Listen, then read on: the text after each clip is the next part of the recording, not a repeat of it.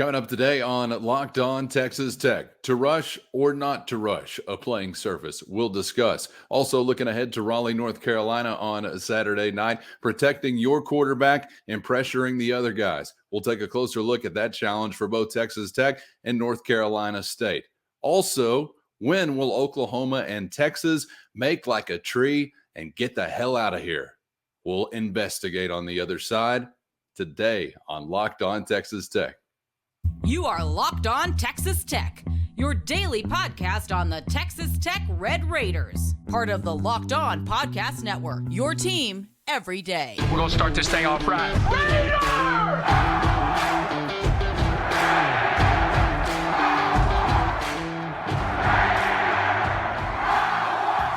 Glad to have you along for the ride once again on Locked On Texas Tech with the only Chris Level. I'm Casey Cowan. Thanks so much for making us your first listen as part of the Locked On Podcast Network. Of course, another day closer to Red Raider football for the first time on the road in 2022 with Joey McGuire. We'll have plenty to say on Red Raiders and Wolfpack coming up Saturday night from Raleigh, North Carolina. Couple of things I think I'm identifying. I'm going to get out the telestrator within a few matchups. Am I right? Am I wrong? Does Chris Level agree or disagree? We'll get to that coming up in just a moment.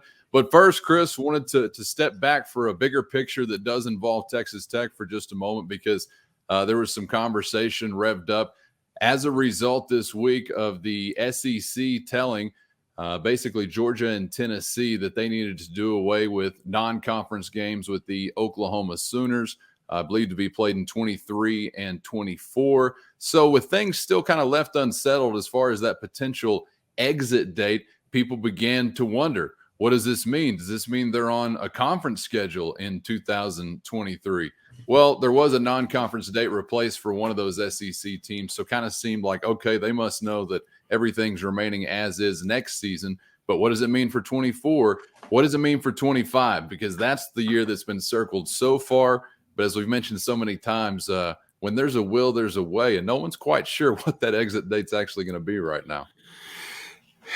Yeah, you know, there's so many conversations you can have with this because, I mean, Texas is in town a week and a half from now, and we're not sure if this is the last time the Longhorns will be in Lubbock or not. We don't know. Here's the thing that you should ponder. Yes, we don't know what the SEC is ultimately deciding on, 8 games or 8 conference games or 9 conference games and things like that. We don't know when, you know, their league will change and add Oklahoma and Texas for sure. Could I make a guess, Chris? Sure. Curveball. 7. I think they're going to go to 7 as a matter. They're going to find some way to say, no, actually, that was a change-up. That was a change-up. We only need 7. Tell me that it's out of the realm of possibility for the SEC. That was the old spitball, yeah. Raleigh Fingers would be proud. Hey, thank you. I think that here's something else that we don't know, and I think this is peculiar in that how quiet this has been. And it tells you kind of what the deal is right now because we don't know what the Big 12 schedule is going to look like next year, whether it's 12 or 14. And here's what I say. We don't know if there'll be divisions, if there'll be pods. We don't know anything about the structure of the conference schedule. And it may be because they're not real sure if they've got a 13th and a 14th program in it or not, you know, but I think that because typically that schedule is released by the Big 12 late November, early December. So we've got a 60 days, 60, 90 days, whatever it is to kind of sort through that. But I think you're starting to read some tea leaves here and there's kind of some movement going on potentially. And I'm just not sure what conference schedules look like for these couple of leagues. And really there's, I guess, a bunch more than that.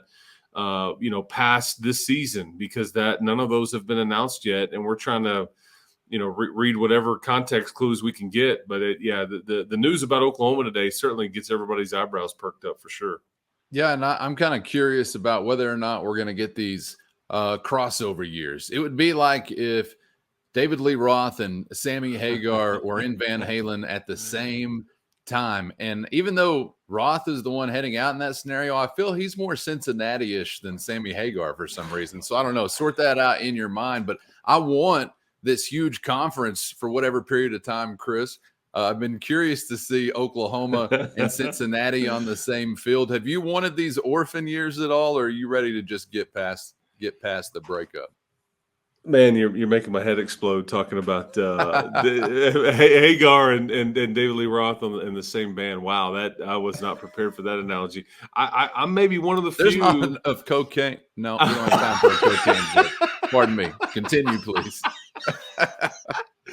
I'm one of the few that appreciated both versions of that band with different lead singers. And I know you're probably supposed to be one or the other, but there are tracks from each version that that's fair. I enjoyed. Yeah, if you're a fair-minded person, that's got to be the stance, really. yeah. Because I absolutely want to see Texas and Oklahoma have to play some of these, schools. I'm just curious, how classy everybody is and how fair everybody is, because I mean, if you I could envision a scenario if you really wanted to be really, snarky about everything, you could make, the two outgoing schools, make them go to some of these new places, or yes. you can make them go both years. Well, to repeat, like make Texas, come back here a year from now. Like take care of the old guard too. I don't know why you'd want to necessarily reward, the Cincinnatis and Central Floridas and BYUs of the world, because reward your current old guard with extra home games against those two. I think for me personally, it's just knowing how much they would hate repeatedly going to Cincinnati or who's the other one from Florida? Central Florida. But beneath them. Do we even have to contractually give them home games? Could it be just all road contests for the next 2 years for these jackwagons? You want a home date at DKR? Schedule Austin Community College. Who gives a rip?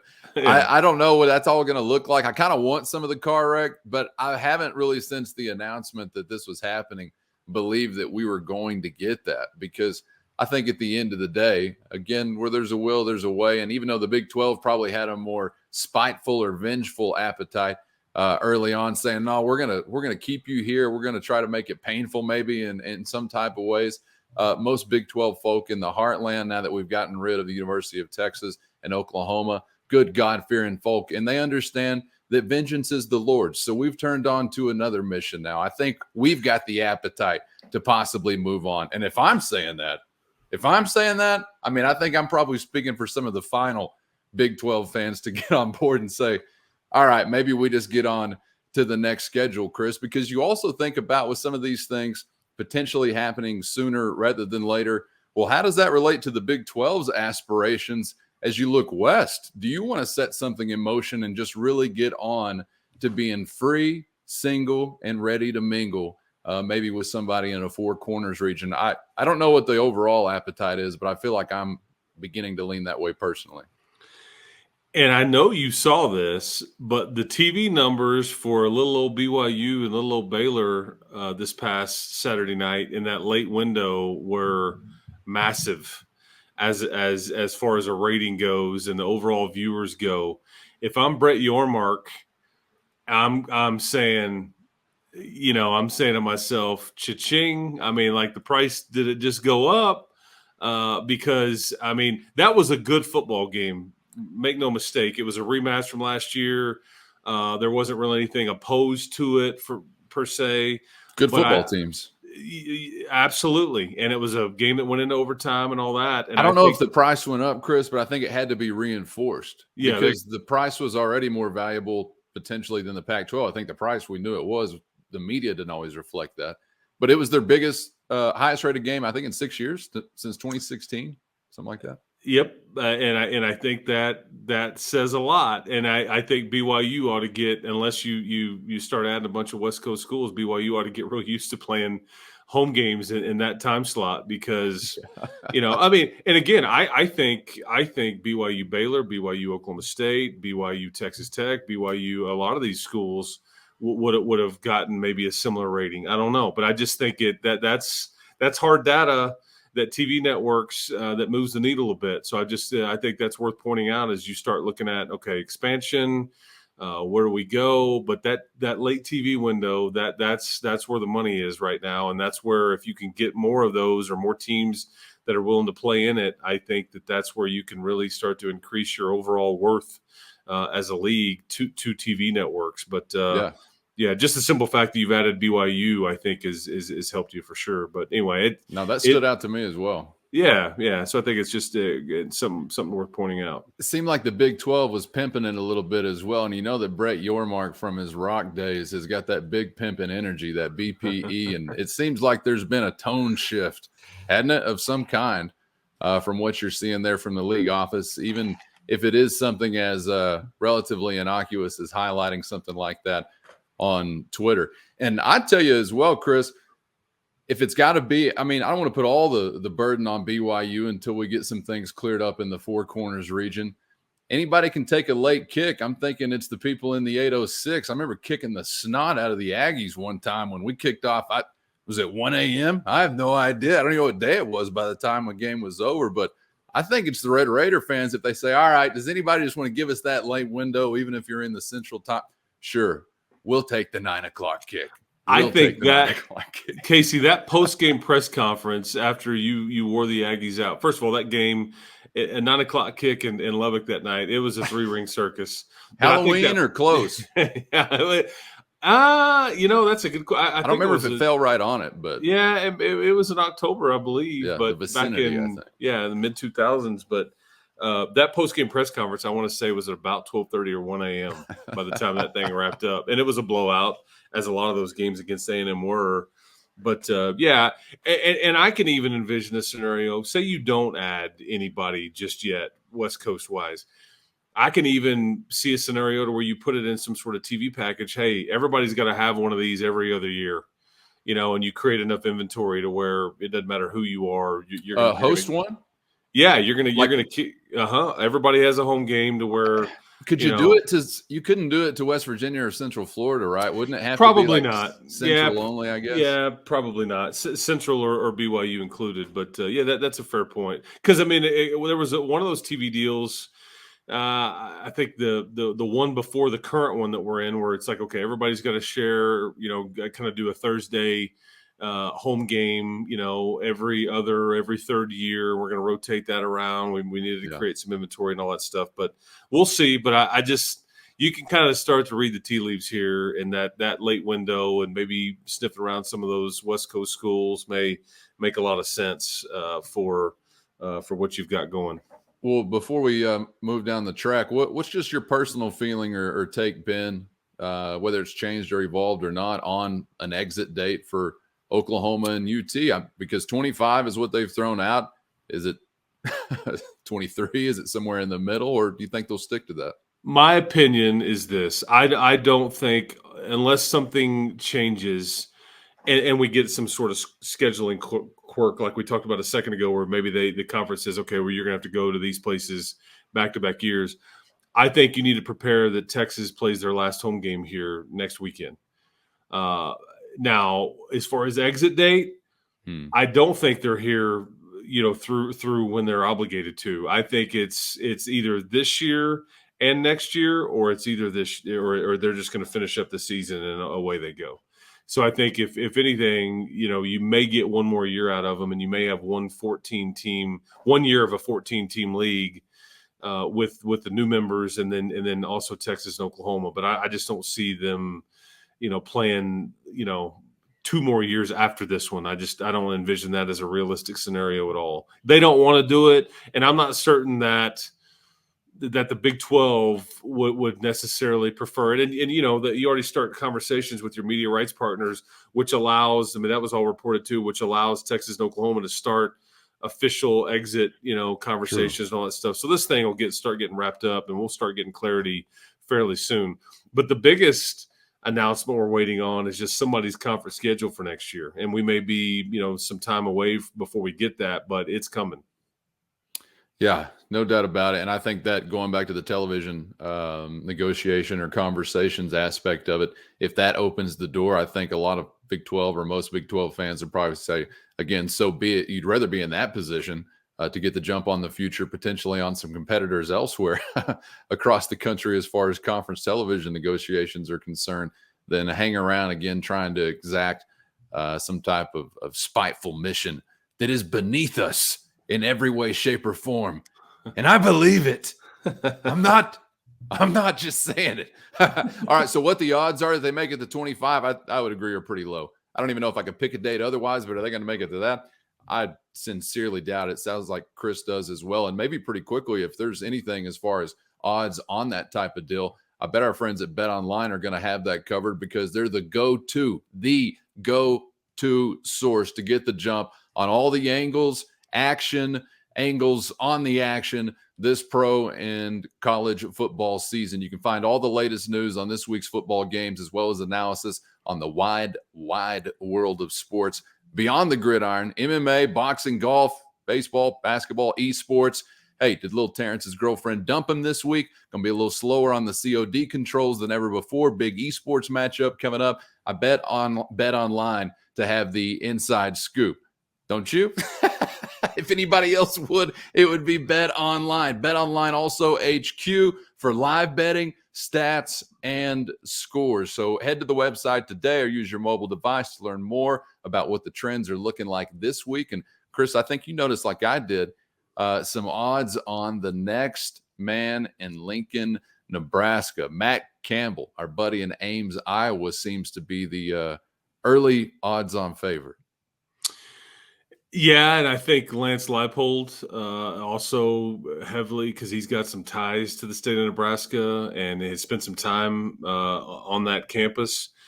And I think even the guy that the Red Raiders are playing this weekend, Dave Dorn, was asked about that this week as well. So Zach Kitley's name's even on that list, Casey. How about a couple of others outside of that box? Mark Stoops, Bill O'Brien. Yeah, Bill O'Brien's the offensive coordinator at Alabama. You know, well, and maybe we need more time to talk about, just the Nebraska job in general. I don't know if we want to waste time doing that now, but I would just tell Deion Sanders. It's not a great job right now. Now, granted, that Big Ten money that's gonna move some needles now. I mean, that's gonna hit different when it hits the old direct deposit, because they're gonna have all kinds of money to throw at that job. But based on the expectations there locally, this ain't the 80s or the 90s anymore. That's always my biggest problem with West Virginia. They still think they're in the Big East. They're not. This isn't Tom Osborne. I mean, you know who they should hire, Cowan? They should hire Bo Pelini. He was doing pretty good. 8 or 9 wins a game or Frank wins Solich. a year. Yeah, and it wasn't good enough. It wasn't good enough. On back even further. They'd kill to have that now. But hey, you know what I was thinking when we mentioned Bill O'Brien in Austin at DKR over the weekend? I think the Longhorns head coach was the 4th best head coach in the stadium that day. Saban, Patterson, O'Brien, Sarkisian is how I'd run that list down. Have you considered that? I had not thought about that. That's a great point. That's a great point. Odds on he was the favorite to be the least favorite. BetOnline's probably got that covered as well. Check it all out. Get set up for this weekend's action at BetOnline, where the game starts.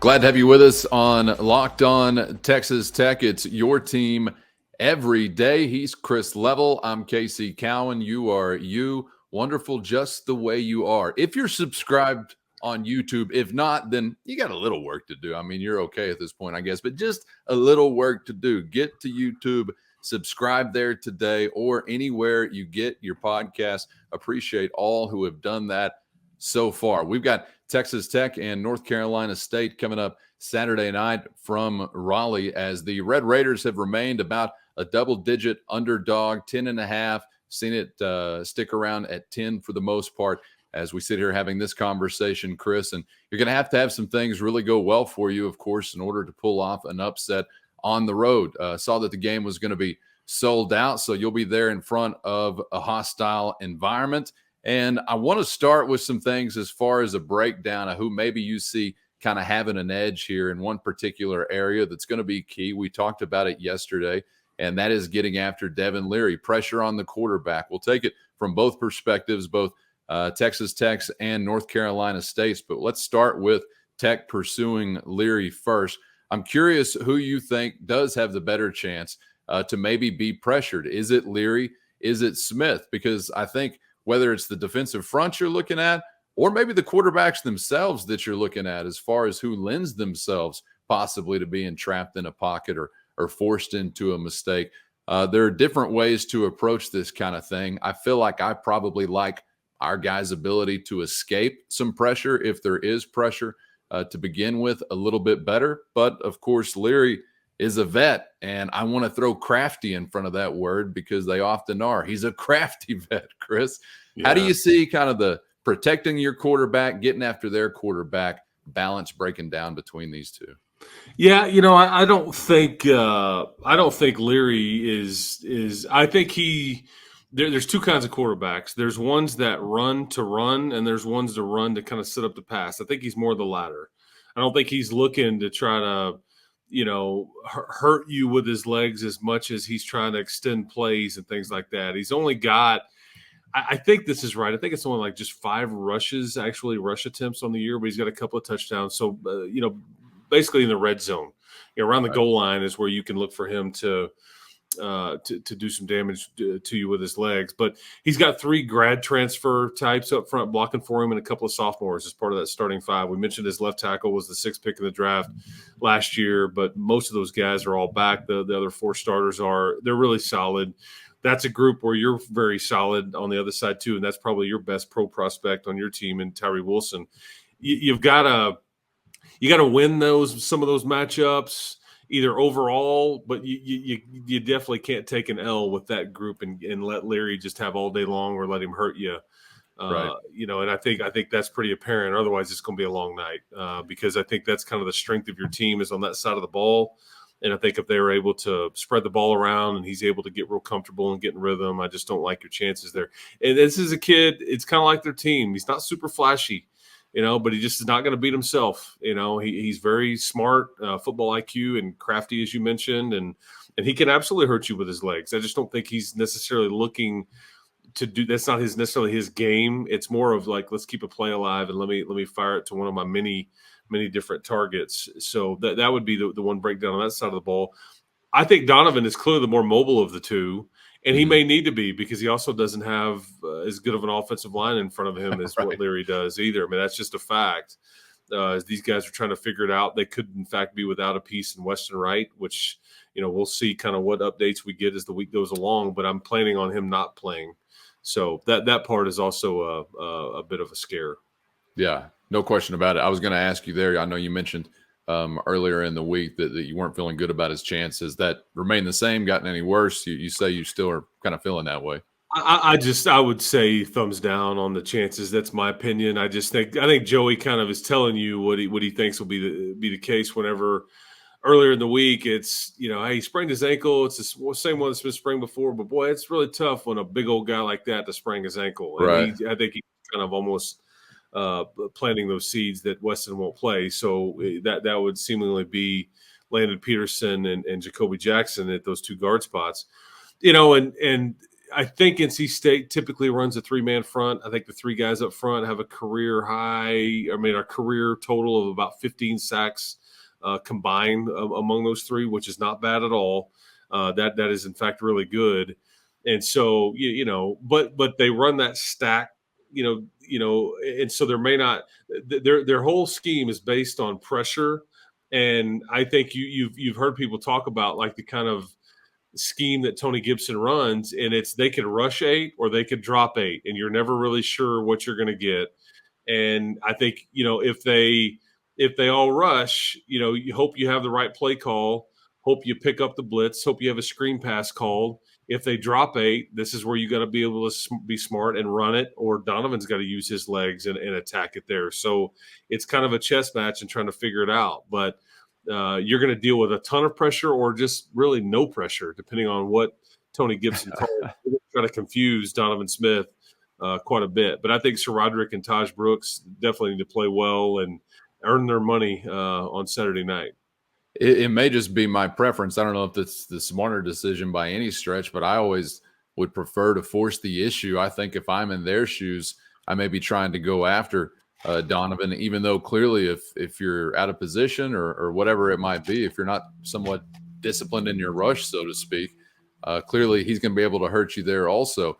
On the other side, Chris, when we're talking about Leary and your Tim DeRuyter, it seemed like Coach DeRuyter wants to create pressure and not just with guys bullying up front along the defensive line with maybe 3 or 4, but really create it with some different paths and blitz packages to the quarterback. Do you think that it is a drop back and try to keep it in front of you with Leary because he is so dangerous with the arm, or is it force the issue for Texas Tech as well defensively?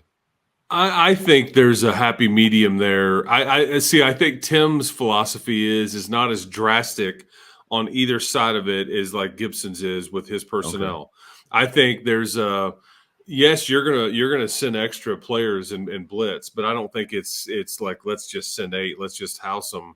But it's also you're not going to see this defense drop 8 guys either. There's more of a you're more of a let's send 6 guys or let's drop 6 guys. I mean, there's more of a middle ground, I think, with what Tim wants to do. He will also, though, change his looks quite a bit. I think you see some 3-man front, but you'll see a lot of 4-man front. I think you'll see, some nickel stuff as well, trying to match up. And, they use their tight ends quite a bit. And, their stud tight end is out for the next month or so. And that certainly hurts NC State. But they've got plenty of other weapons. And that's the scary part. Like, did you watch the Chiefs this past weekend, Casey? Yes. Okay.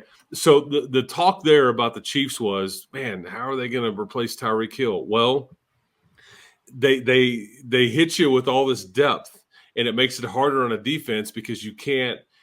Okay, I can focus on Travis Kelce or Tyreek Hill. I may not be able to stop them, but I know where they're going. And now with what Pat's working with in Kansas City, there's all these weapons. No one is better than the other, but it's hard to try to focus and play defense against it because he can just go wherever, and that's kind of what Leary – there's not just the one skill player, running back or receiver that just sticks out above everybody else. And I think Thayer Thomas is a name that they've heard a lot around Raleigh quite a bit, but he's not some all-world, wide out or anything like that. But Leary does a great job of spreading it out. I think 5 different guys maybe caught a touchdown pass last week. I think that's right. Just speaks to – kind of what you're dealing with there as far as their skill players go. Interesting. It seems like he's going to have some options, and maybe somewhat similarly to what we've seen from Texas Tech from a pass catcher standpoint. You always see it kind of narrowed down and whittled down as you get into the meat of the schedule, of course, compared to what it might be in week 1 against an FCS opponent. But there's been a little bit of spreading it around in Lubbock, and curious to see who maybe can make some of those big plays with the lights are the brightest on the road for the first time this season. May I pose this to you, because we had a gentleman or a gentlewoman, I'm not quite sure. I do not gender font, so I'm not sure here on YouTube. North Carolina State fan wanted to chime in. Chris was checking out the show on Spotify, and we certainly appreciate that, and headed over to YouTube. The username, this is no one's fault but their own. All right, this is not my fault. I think it's 9 Entertainment, but they did the thing where you throw a number into the spelling of a number, which is so much cosmic convergence. It makes my head hurt. 7INE, right? Something along those lines. So anyway, NC State fan listened on Spotify, they said, and had to come over to YouTube just to make this comment. Ha ha, you do not have to respect Leary as a runner at all. Pretty sure he had negative rushing yards last year. He did have negative 25, which can be thrown off, obviously, when you think about how they consider sack totals, which I believe still is subtracted from a rushing total, correct, in college football? Yeah, I mean, and make no mistake, Leary is not Clayton Tune. But, I mean, I just think if he is athletic enough, and he's got, I think, technically 5 rushes for like 21 yards and a couple of tutties this year. Yeah. Okay. So, and I think, negative yardage last year when you factor in all the, but what did he net and what did he ultimately gain? Right. We can get into all those things. He's athletic. He can extend a play. I've said that earlier in that he's more of one that wants to run to extend a play not run to run. Whereas Donovan, I'm not real sure if we know the answer to that yet, because he may be more closer of a run to run guy as opposed to wanting to run to set up the pass downfield. Because in the first game that we saw him in that second quarter, he really just was a drop back guy, against Murray State. And then last week, we saw him kind of, tuck it and go. And there were some called QB draws and things like that. But we haven't seen him just scramble around and kind of like Pat was. Pat was the ultimate, run to set up the pass type guy. He just run around in circles back there, and you'd find Jakeem Grant wide open down there going, "Hey, man, throw me the ball. I'm open." And then we'd all stand up and jump around, and it was all exciting. Yeah, most people, when they talk about run to set up the pass, they're talking about play calls within an offense, but Pat Mahomes was under so much fire. No, it was a passing offense. We couldn't run it either. He had to literally run for his life to set up any opportunity to throw the ball. I'm just kidding, because DeAndre Washington was there, and actually we were a pretty good running football team at that time. Yeah. But this is not to that guy's point. I get what he's saying. I do think I probably answered all these questions earlier in the show without actually knowing that this question will be posed like this, but it's the red zone where you got to be careful with him, because that's where I think if you just kind of forget that he's athletic enough to hurt you, he ends up getting into the end zone as he's done a couple times this year.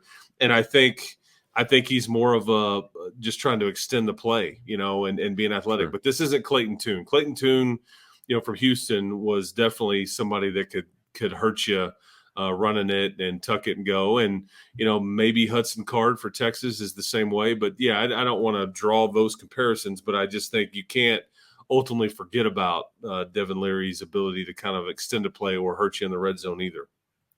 I think this comment sounds exactly like what an offensive coordinator who was planning a lot of quarterback draws would write. Do we even know who this guy really is? NC State fan or offensive coordinator who's planning to really run this dude on Saturday night? Because he knows we're out here putting out the bird call. Watch out. Watch out for the QB. Watch out for the QB. So I don't really know what to make of this. Just like the username. Sorry if I butchered it. 7N Entertainment.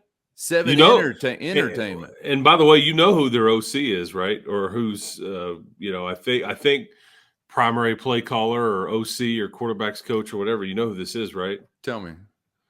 He was he worked for none other than Tom Herman for several years in Austin. His name is Tim Beck. Beck, yeah. Yeah. I think the 17 season, 18 season, 19 season. And then, then things changed. Tim Beck, he's seen the Red Raiders before. Things change quickly, don't they? 7-9 Entertainment. How about that? So, I invite the other viewers and listeners, head to YouTube, comment on this guy's comment, figure out what the hell, how do you read this name? Because I hate to do him wrong like that. We're trying to ride for the brand also, even if it's 7N Entertainment. Appreciate you checking out the show on Spotify, Apple Podcasts, Google Podcasts, Odyssey app, YouTube, anywhere. Subscribe where you're getting it, and we appreciate you even a little bit further. You mentioned the name just a moment ago of Hudson Card. I would mention him among some others in a question I have for you as far as quarterback play across the Big 12 coming up in just a moment. And we'll also, before we wrap it up, get to comments on the field rush. There are takes in all direction, some pretty hot. We'll get to that coming up in just a moment on Locked On Texas Tech.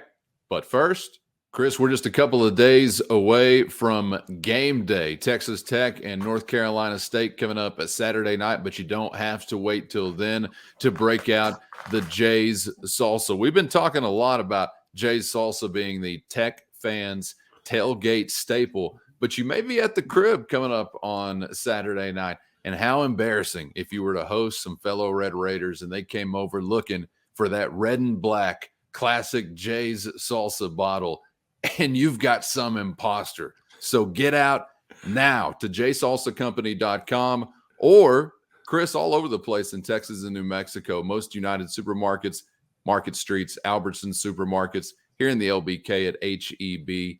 Easy to find. The red and black jar I really like because it leaves no doubt whenever you hit that aisle that you found what you're looking for. jsalsacompany.com. Okay. Red Raider owned.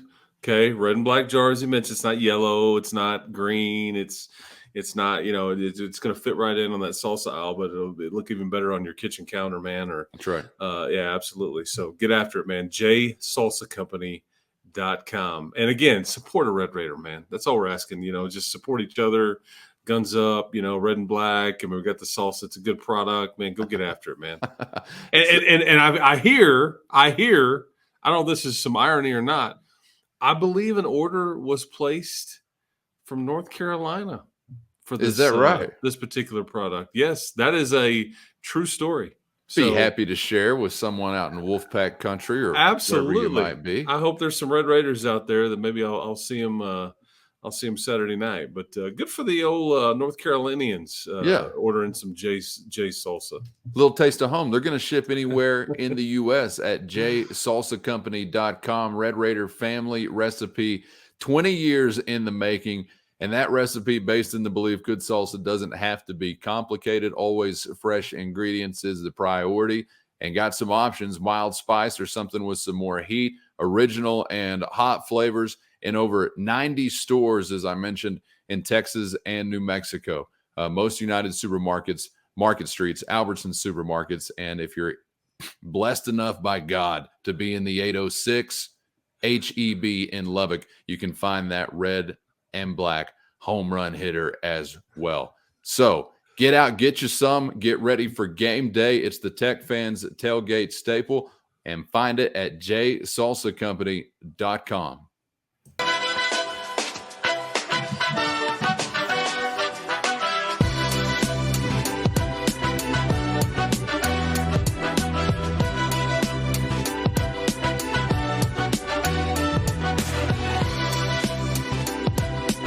Locked on Texas Tech, the only LO double tizzy in your for week 3 of the Red Raider football season. It's Texas Tech and North Carolina State coming up Saturday night. Plenty more before we end the week for you coming up on a Friday edition of Locked on Texas Tech, the big one. Glad to be in your love and embrace on a Little Friday today, assuming you're listening on Little Friday. If you're not about that life, just let it come to you. Don't worry about it. Some are, and I'm glad to hear from you out there in the YouTube comment section as well. I believe from Northern California, if I'm not mistaken. We are international, Chris, it seems like, because California is, where's that, on the other side of the Pacific at this point culturally? From Texas? Another country away, man. Yeah, no doubt. Yes. But good to hear from you, and stay safe. A well of an article in the LA Times a couple of weeks ago I just happened to come across as it relates to hoop houses and grow operations in Northern California. Sounds like an interesting scene. Maybe, I don't know, an AR-15 or something like that's going to be recommended there. Open top Jeep may be a bad idea. Pope Mobile, probably going to be my recommendation in that situation. But I'm just a guy reading a newspaper, really. So what do I know? Do I know anything about this? Field rushes. You haven't had much cause for rushing any kind of field other than like pumpkin days out in Pumpkin Center, West Texas, when the big harvest is on. The rush is there, but football, basketball, whatever it might be. Why do we not get baseball field rushes? That seems weird. I mean, you could easily access that. Haven't had many things football-wise to get amped over, Chris, but they got amped on Saturday, and it always seems like for some reason this generates a bevy of takes as to the appropriateness of a field rush. And I'm sure you've heard these things this week. Seem like some others heard these things this week as well. I'm curious as to your take when this conversation does come around every once in a while. So I want to say that last year versus Iowa State, after the 62-yarder, there was some people on the field after that game for sure, and that one we'll kind of keep that separate in that, because that was like college football history. 62-yarder, you kidding me? Like, everybody's just jaw dropped and they can't believe what they just saw. So we'll set that one off to the side. But I think Joey loved it. I think he really did. I think it was This was fun. I think that the Houston folks kind of felt like, okay, maybe it was a bit unsafe, and it wasn't. People weren't. I mean, all that stuff. I saw some complaints there as far as what are these people in the stands? Yeah, Texas Tech didn't handle their business. Yeah, that too. But the question was posed to me: hey, man, isn't Texas Tech kind of past, rushing the field just because you beat a ranked team like Houston of all teams, an American Athletic Conference team? And yes, they are. Okay, however, I think this is some PTSD, man, from just the last decade of just not being very good, man. I just don't, and especially so at home. It's been a while, okay, just where you've been able to win and win consistently. I think people are generally excited right now. I think part of Saturday was, in some ways, this was a bit of a minor miracle in that, okay, you were up 17-3, and then you weren't, and you were dead to rights a couple of times. And so I think that the shock value is part of what, the shock value combined with just not being very good in the last several years, and you mesh that together and you get a field rush against Houston that was ranked in the top 25. Because, I mean, think about it.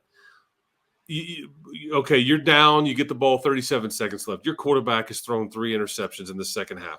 Okay, yet we need him to drive down quite a ways, and we got to kick a field goal. And by the way, we've had not one but 2 kickers miss a long field goal and all that. So we factor that in. Then we factor in 4th and 20, and you're just, everybody's like, well, that we tried. It was a good effort, but dadgummit, we couldn't get it done today. And all that, and you end up, Donovan Smith just walks off smiling like, man, I know it wasn't pretty, guys, but I'm glad to get the win. And I think everybody was just kind of like, oh my goodness. So I think that's kind of what equals your field rush there. I don't know. What do you think? Yeah, all of a sudden we're in the stands just thinking, never a doubt. Never doubted it for a minute. That's what I exactly. Yes. Yeah. No reason to worry. We had it the whole time. I just I don't have a whole lot of use for the fan handbook, and for some reason there are so many fans out there that feel like, oh, I should tell other fans how they should be fans, and you should do it this way. I mean, they're like people that actually write books about this kind of like guideline stuff. So I detest that. I don't have any use for that kind of thing. So first and foremost, just go ahead and do what you do. Have fun like you always do, in the words of Lester Roadhog Moran. But I don't think that there's really – is there anything that we're past or actually above? Because a long time ago, Chris, I remember getting to the point of believing, let's rush the damn thing after everything. That's just what we do. And tear it down. We are the people that will do it after friggin' Murray State. I don't care. We're rushing after everything. And you know what kind of changed my thought? Part of it was based in how much I saw the team enjoying it, especially those teams where you're not getting big wins very often or hardly at all. It was beating, which I thought Tech was past, Missouri under Tommy Tuberville. Like Blaine Gabbert, it was astounding to me that we ever heard his name in the National Football League after that night, because I'm like, this cat couldn't beat Bruce Jones or whoever I DB, with all due respect. The reason I remember his name, because he was a tough son of a gun. So I'm sorry, Bruce. I use it as an example. But do you remember that win? Tech it was a top 25 win over Missouri that came in, just terrible, boring Tuberville football game. But we rushed the field, and it was kind of like, really? That was one of those games that you wore the camo uniforms, like the Wounded Warrior. They auctioned off the jerseys after that game and all that. I remember that well, absolutely. But I kind of thought then, after hearing in the post-game press conference from so many of the players how awesome it was, they'd never been a part of anything like that. I don't remember the coach really mentioning it at all. But he may have been somewhere slapping a GA. I'm not quite sure what he was doing at that time. He may not even notice that there was a field rush. But at that point, I thought, yeah, who cares, man? Let them have fun, especially for a beleaguered program like Texas Tech was and has become even more so since then. And I thought it was interesting that Joey McGuire specifically mentioned the field rush, said he thought it was awesome, thought it was great, whatever the word was that he used. I thought, well, there you go. Case closed. And my thought was about a decade ago and still is now, rush it every time if you want to. I don't care. You're only in college once. And even though I have plenty of friends of mine who are close to 40 who were telling me, we were down on the field Saturday. It's mostly college student driven. And I don't really have a whole lot of beef with it one way or another. I do think you're right, too, about just the exasperation of nothing being that much fun at the Jones all that often and the improbability of what the result was. So there was a mob of players. I think that probably inspired it to a degree as well because they chased their quarterback down there to a corner, and it was a wild scene. But you're not going to find me sitting there saying, oh, how embarrassing. It's bringing great shame to us. First off, nobody's thinking about us. I mean, you're the only one thinking about it beyond 24 hours. We is what I mean. The only one thinking it as Tech fans about it beyond 24 hours, Chris. So I got no problems with it whatsoever. And if Coach McGuire and the team enjoyed it, then I hope we have more reason to do it in whatever circumstance this season. Back to your I love the comment about the fan handbook because I'd love to know. You know what I'm saying? Yeah, again, any kind of handbook like that, I want to know who's writing it. It's like they used to say, man, it's not if the glass is half full or half empty. You got to figure out who's pouring the water. I want to know who wrote the fan handbook because you're not the boss of me, man. You can't tell me what I can and get upset. Paying money to get in here. About. Yeah, exactly. Yeah, I mean, rush the field all you want to. Just don't throw beer. Drink it. That would be the motto there. Rush the field with the cold one for the QB if he's of age, but keep it intact and pop it for him whenever you get there. I don't know. I just really don't. I don't view Texas Tech or really many others because truly I think just the scene is what's more memorable about anything. And I saw it more so being celebrated. Look how crazy this looks and all those things online, which is where this is generated. People that live online all day. And I spent about half the day there, so I kind of know what they're talking about. But people that are out in the real world working real jobs from 9 to 5, I don't think they're giving a flying hoot one way or another or having really any memory of it. The only real field rush memory I have once upon a time is a real cussing being given to Eric Crouch by a friend of mine. And it wasn't over the beating he had just given Texas Tech either. It was the fact that he had run up to him and said, "Can I have your helmet sticker?" And he just totally ignored the kid. And he said, "Well, then how's your mother doing?" Something along those. I'll just paraphrase and leave it at that. But that was a long time ago, man. That was a long time ago. Have you ever been a part of a good field rush, court storming, anything like that? Well, I've been in the middle of them. You've been jumped over, I'm sure. Yeah, before. That's right. I mean, we gotta be careful.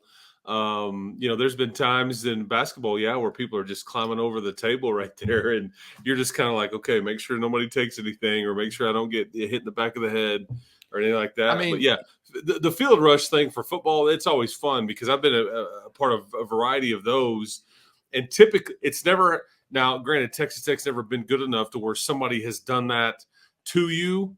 Okay, where you've been on the road, you haven't been ranked high enough to where somebody has upset you and all that. So I haven't been in that part, but I've been a part of a lot of the wins, and it's always fun post game because everybody's happy and excited, and that was kind of that way.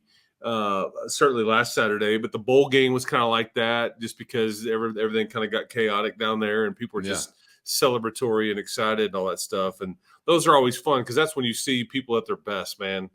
Sports and all the emotions just come out and all that stuff. And, but I've never seen anything like too crazy either. Thank goodness. Cause I don't know if I want to be a part of that. I was on the receiving end of a field storming in high school. It doesn't feel good as a member of the losing team. It was my junior year. And it was to Lubbock Cooper High School. It was back when Littlefield and Lubbock Cooper were in the same district, and Lubbock Cooper beat us. And I think it was the first time they had been to the playoffs since Moby Dick was a minnow. I mean, they were still playing in like a shack of a stadium. It was much different then, but rushed the field, tore down their old goalpost. And I'm just sitting there having to watch this entire thing. I mean, it used to be big for nothing high school. They got a little something more than nothing nowadays. I know that's changed, but once upon a time, wasn't the case. And they rushed the field on us, Chris. It didn't feel good at all. It didn't go down smooth. You can look over my shoulder. There's a Lubbock Cooper helmet right there. That's why we had to put it on them 1 year later. That's right. But that's the only time I've been on the receiving end of it. The storming end of it, I mean, that's just good fun, especially on like a basketball court. Remember, I think it was at the USA where like the cat's getting rolled out there in the wheelchair. They're storming, throwing. I don't remember. Was that local or was that national where I saw that video? You got to take the man out. Let's get him out there. I think there was somebody like surfing on top of the chair, like the dude from Teen Wolf on top of the van or whatever. It was an amazing, inspiring, feel-good scene, just like most field stormings are. Look, we'll worry about being above anything whenever we know we're like for sure above stuff, but I'm not quite sure that we're there just yet. I don't know about the etiquette. Stay to the end of the game, stand up, sit down, do this, do that. What are we Aggies telling bad jokes on a Friday night in overalls? No, we are not. Leave us alone. Fan etiquette guideline handbooks are for Aggies, and I think that's where the conversation should end for any good Red Raider. Right, Chris? Who wants to go any further? Yeah, no, I think when you might be acting that way. Yes, that's correct. All right. So we'll wrap it up there and remind you to check out Locked On Big 12 with our guy Josh Neighbors, swinging you around the league as we get ready for another college football weekend. That is Locked On Big 12. Make it your second listen here on the Locked On Podcast Network. Chris, enjoy the time as always, brother. We'll see you on the other side as we wrap up the week and send you off to Raleigh. Keep hope alive, man. Guns up. Let's go. Undefeated right now. Should have no problem keeping hope alive as we head to a sold-out stadium in Raleigh, North Carolina, coming up Saturday night. We got one more go-round to get you ready for the ball game coming up this week. We'll see you tomorrow right here on Locked On Texas Tech.